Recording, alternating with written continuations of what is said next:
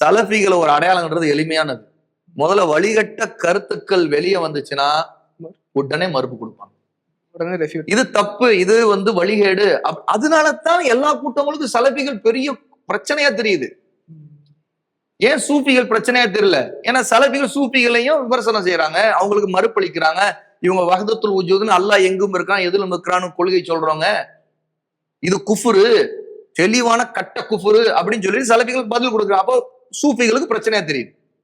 முஅ்தஸிலாக்களாக மார்க்கத்தை தன்னுடைய அறிவுக்கு ஒத்து வந்தா எடுத்துக்கிறது, இல்லைன்னா அதை திரிக்கிறது, அல்ல மறுக்கிறது, அதுல எல்லா பித்தலாட்டங்கள் பண்ற இந்த வேலையெல்லாம் இன்னைக்கு பண்ணிட்டு இருக்கிறவங்க இருக்கிறாங்களே, அவங்களுக்கு சலஃபிகள் பெரிய பிரச்சனையா தெரியுது. ஏன்?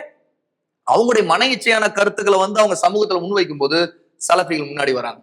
இது வழிகேடுன்னு சொல்லலாம். உடனே அவங்களுக்கு எரியுது. ஏன் எரியுதுன்னா, என்ன நாங்க எது சொன்னாலும் இவர் எது வழிகேடு, இது வழிகேடன் அப்படின்னு சொல்லி இவங்க சொல்றாங்களே, வழிகேடுன்னு சொல்லாம நேர்வழி நான் சொல்ல முடியும்? நீதிக்கு சாட்சி சொல்லணும், பேச்சுக்கு சாட்சி.